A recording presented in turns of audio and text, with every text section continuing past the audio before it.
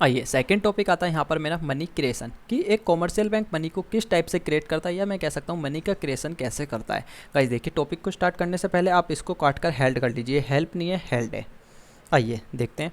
Out of total deposit held by the bank, guys जितने भी deposit bank के पास available है या बैंक ने होल्ड करके रखी हुई है, it is legally compulsory for the bank to keep a certain fraction of their deposit as a reserve. यहाँ पर जो भी टोटल डिपॉजिट बैंक के पास अवेलेबल है उसका एक certain fraction of money as a reserve उसको रखना होता है, जितना भी आरबीआई ने डिसाइड किया हुआ होता है। गाइस देखिए, which is known as legal reserve ratio, हम उसी को क्या कहते हैं यहाँ पर, लीगल रिजर्व रेशियो कहते हैं।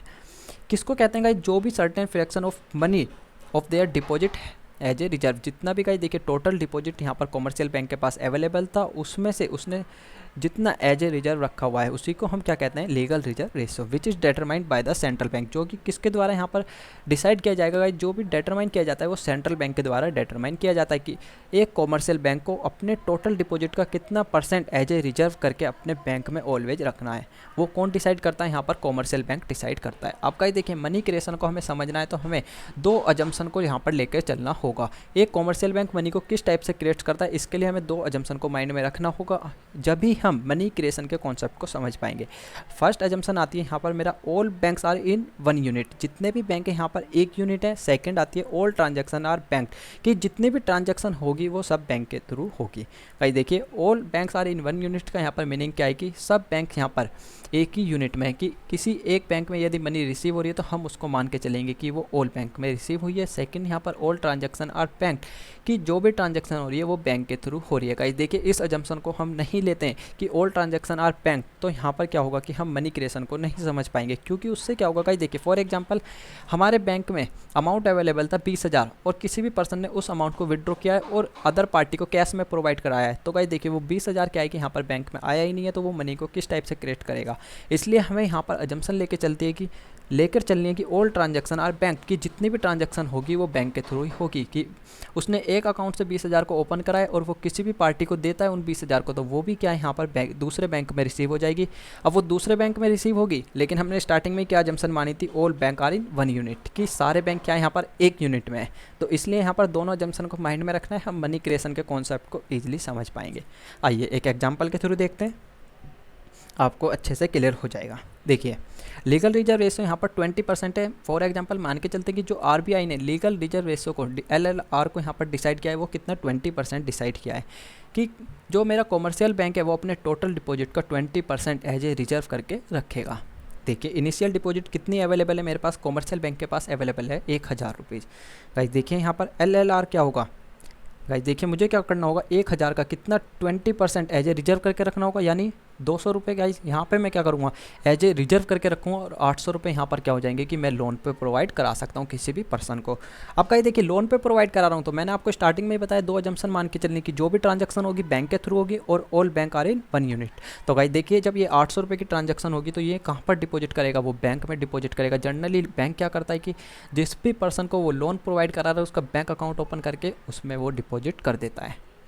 और गाइस देखिए, बैंक का ये एक्सपीरियंस होता है कि जितने भी हमारे पास डिपॉजिट अवेलेबल है वो एक ही दिन में सब पब्लिक जो है, मेरी जनरल पब्लिक जो है, उसको विड्रॉ नहीं करेगी। यहाँ पर बैंक का अपना एक्सपीरियंस है कि एक ही दम से जनरल पब्लिक जो है उसको विड्रॉ नहीं करती है। फॉर एग्जांपल किसी भी बैंक अकाउंट में 20,000 रुपये अवेलेबल है, तो वो पर्सन जो है आज उसने 20,000 रुपये डिपॉजिट किए हैं तो वो कल ही उनको विड्रॉ नहीं करेगा। ये बैंक का अपना पर्सनल एक्सपीरियंस होता है। वो 5,000 कर सकता है, 10,000 कर सकता है, लेकिन कंप्लीट को विड्रॉ नहीं करता। कुछ ना कुछ अमाउंट जो है बैंक में ऑलवेज अवेलेबल होता है किसी भी कस्टमर के।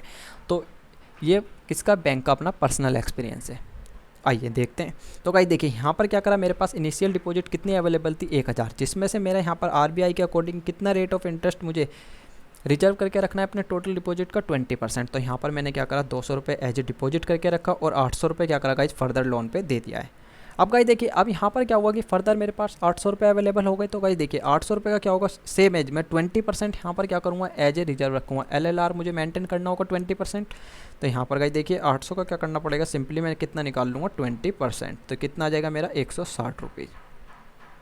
अब गाइस देखिए, 160 माइनस करके 640 में क्या करूँगा, आगे फर्दर लोन पे प्रोवाइड करा दूंगा। मैं नहीं, यहाँ पर मेरा मीनिंग क्या है कि कॉमर्शियल बैंक जो होगा वो फर्दर लोन पे प्रोवाइड करा देगा। कितने रुपये, 640 रुपीज़। तो इस तरीके से गाइस ये प्रोसेस जो है कंटिन्यूसली चलता रहता है जब तक कि यहाँ पर जो गाइज यहाँ पर मेरा डिपॉजिट अवेलेबल है, मेरा LLR यहाँ पर कितना नहीं हो जाता, 1000 रुपये नहीं हो जाता। जितनी मेरे पास इनिशियल डिपॉजिट अवेलेबल थी उतना नहीं हो जाता जब तक ये प्रोसेस मेरा कंटिन्यू चलता रहेगा। अब गाइज देखिए यहाँ पर क्या है कि डिपॉजिट कब तक चलेगा ये प्रोसेस, यहाँ पर 5 जब तक कि मेरा डिपॉजिट जो है 5000 नहीं हो जाता और मेरा लोन कितना नहीं हो जाता, 4000 नहीं हो जाता। स्टूडेंट्स के मन में एक डाउट आएगा कि सर यहाँ पर ये 5000 ही क्यों लिखा, यहाँ पर 4000 क्यों नहीं लिखा, या 3000 क्यों नहीं लिखा, या 2000 क्यों नहीं लिखा। तो गाइस ये कौन डिसाइड करता है, मेरा मनी मल्टीप्लायर डिसाइड करता है। देखिए मनी मल्टीप्लायर क्या होता है, 1/LLR सॉरी। तो गाइस देखिए मनी मल्टीप्लायर का फॉर्मूला क्या है, 1/LRR। अब गाइस देखिए 1/LRR कितना था मेरे पास, जो RBI ने डिसाइड किया था 20%। तो गाइस देखिए यहाँ पर क्या हो जाएगा, सिंपली 100% का गाइस साइन हटाऊंगा तो 100 ऊपर जाएगा और 20 नीचे आ जाएगा। तो ये कितना हो गया मेरा 5 टाइम्स। तो मेरे पास जो इनिशियल डिपॉजिट अवेलेबल थी उसका मैं 5 टाइम्स तक यहाँ पर जो है डिपॉजिट को एक्सेप्ट कर सकता हूँ और उसको लोन पे प्रोवाइड करा सकता हूँ। तो गाइस इसलिए मैंने यहाँ पर कितना लिखा था, 5000 रुपये लिखा था। 1000 का 5 टाइम्स कितना होगा गाइस, देखिए 1000 इंटू में 5 कितना आ जाएगा, 5000। तो इसलिए गाइस यहाँ पर मैंने 5000 रुपये नोट्स किया था। फॉर एग्जांपल गाइस देखिए आपको मैं और अच्छे से क्लियर कर देता हूँ। यहाँ पर मैं LLR को क्या करता हूँ, 25% कर देता हूँ। अब गाइस देखिए अब यहाँ पर कितना होगा, अब यहाँ पर 5000 नहीं आएगा, हम मनी मल्टीप्लायर के थ्रू देखेंगे कि यहाँ पर कितना अमाउंट्स नोट होगा। देखिए तो यहाँ पर सिंपली कितना हो जाएगा, 1/25% इज इक्वल टू गाइस देखिए कितना हो जाएगा, 100% हटाऊँगा 25, तो कितना आ रहा है यहाँ पर 4 टाइम्स, 25 चौक 100। तो गाइस देखिए क्या यहाँ पर जो मेरे पास इनिशियल डिपॉजिट अवेलेबल है उसकी 4 टाइम्स तक मैं मनी को यूज कर सकता हूँ। तो गाइस देखिए मनी को यूज़ करूँगा तो कितनी आ जाएगी, मेरी इनिशियल डिपॉजिट कितनी थी, 1000 इंटू में 4। तो गाइज उस केस में क्या होगा, यहाँ पर 4000 रुपये। फिर मैं 5000 नोट्स नहीं करूँगा, कितनी नोट्स करूँगा, यहाँ पर 4000।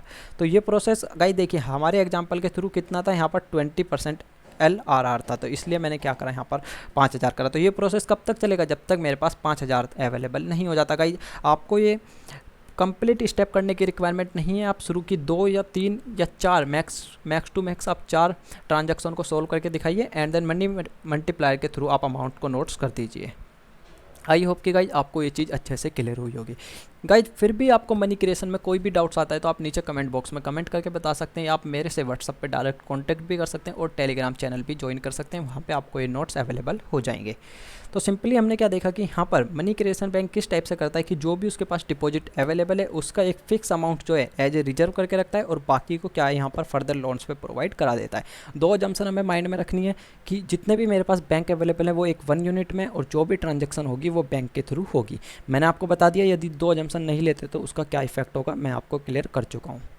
मिलते हैं गाइस नेक्स्ट लेक्चर में, tata bye bye see you.